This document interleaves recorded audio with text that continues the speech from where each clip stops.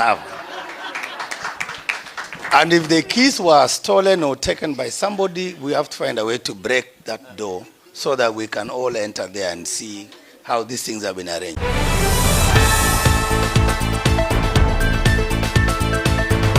Alright guys, welcome back. Let's see what's happening between our borders in county and countries. Let me begin this video by just asking you this simple question. Do you really believe in IEBC? If you believe in it, just type yes, and if you don't believe in it, say no Imboko. This time round, I don't believe in IEBC. And Erastus Ethacon, yesterday, he only pleaded to Kenyans to only have trust in him, and is going to deliver what their predecessors has never produced. That is Wafula Chebukati. So when some of us took this assignment, or when we were going through that vetting at the panel, I remember saying, but if we cannot, trust begins with yourself. That you wake up in the morning, you know you're coming to Mombasa, you coming to this place where we are meeting, and that we will have our consultation successfully. Whatever food we eat here will not harm us, whatever water we drink. And then home, in the evening, you will just go back to your home and sleep and wake up tomorrow. You have confidence in yourself. But of course, we know other factors can happen in between. So I said, if Kenyans, we cannot really trust ourselves, if everything is about digging dirt and finding out who is this person aligned with, who is this person speaking to, who is a cousin or a relative to who, if we can't do it, then let us amend the Constitution. Mr. Peter Kiama, you were there when we were writing the Constitution at Bomas. Why did we say, if we can't trust ourselves, that then a Kenyan or Kenyans, a group of them, can do this job? We should have decided instead to amend the Constitution, or even now we can do it, have this thing outsourced to India or somewhere in Latin America, because we cannot trust ourselves. At every opportunity, who is this person? Who is this chairman? Who is this commissioner? Who is this whatever? But when we continue that narrative, what are we telling ourselves as Kenyans? Do you want other people to come and, even if we were to bring those foreigners, we will still say, these are foreigners. These have been brought, these Indians have been brought by so-and-so. These Latin Americans have been hired by so-and-so. So when are we ending the circus? Why don't we give ourselves a chance to do our own public affairs properly? Because, again, to perpetuate the image that Kenya, we are in a bad position, is wrong. When you go to other countries, even across the borders, across Africa, the moment you say, I'm so-and-so from Kenya, everybody runs to you to ask, how come you guys have done this? How come this and this is working? How come?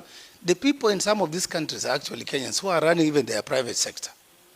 But when we come home, it's negative, it's this.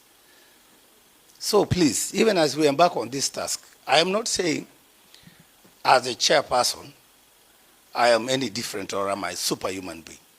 I'm just a mere Kenyan who has come out to say, let us do it together. So are these commissioners here. Their staff here, even with you, some of you are related with them. They are here every day. They wake up, they are looking forward to doing something small to make their country better. Talk of many, he said that he's going to open the server. And the server of 2027 is going to make this server to be transparent, in that any person can see what is happening in IBC, or any person can access the server and see everything be transparent, or rather aeke kila kitu wazi. Akona something that after voting, form 34A has been signed, form 34B has been signed, then after all these things there is a room where all they will come now to pile all those forms. He said that he's going to look for the expert of IT so that they can disrupt everything and they will start with I think from that perspective he might also hope that they will have now a new voter register so that they can really remove all messes that has been happening in IEBC. So there are a number of other things that I don't know how we can ever demystify this myth. I am yet to see in any office or organization something called a server and how it works. I just normally know you are given a laptop and it's connected on the internet somehow, and there's circulation of documents and stuff like that. But this server business, we have to find ways of demystifying it. Marjan, you were there during the last election. I am still new. I am yet to be taken to that room where there's a server. And if the keys were stolen or taken by somebody, we have to find a way to break that door so that we can all enter there and see how these things have been arranged.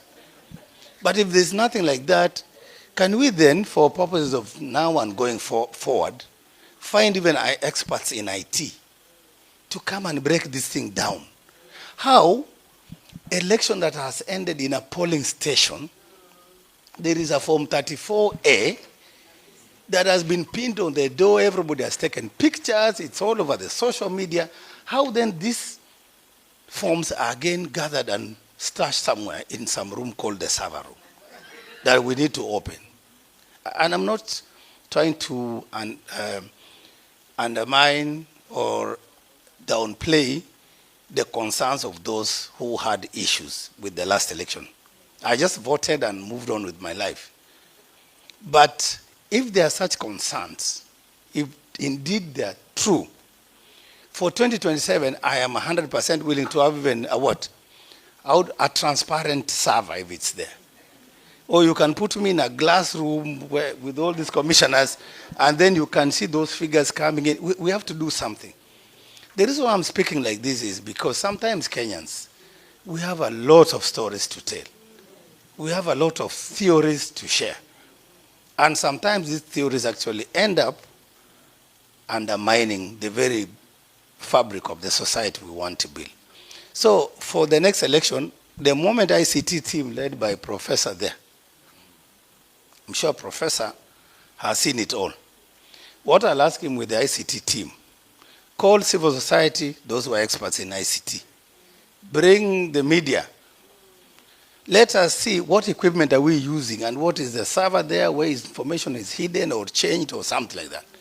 So that then we explain to Kenyans on camera or whichever forum we go, so we remove this thing once and for all. But if it is the election... The question of server that has really talked about it, William Ruto refused to open it in 2022.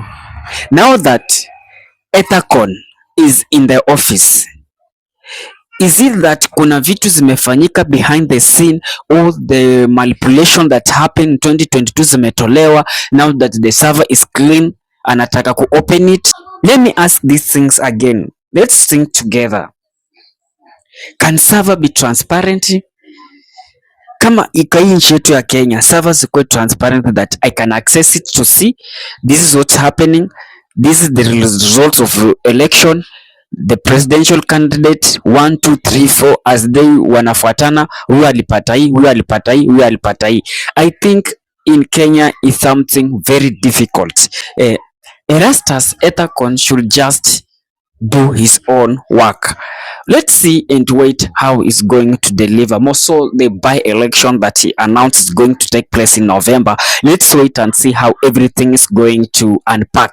This is Imboko Network, and again I usually beg you, be part of this family. The only way to be part of this family is just to click the subscribe buttons, then be part of Imboko family. Whenever I'm producing a video, you will be the first one to get that video. I also need advice from you guys. Imboko, here we are doing bad. Imboko, this is bad. Imboko, you can also correct me, and we shall also keep going in this channel. See me in the next video.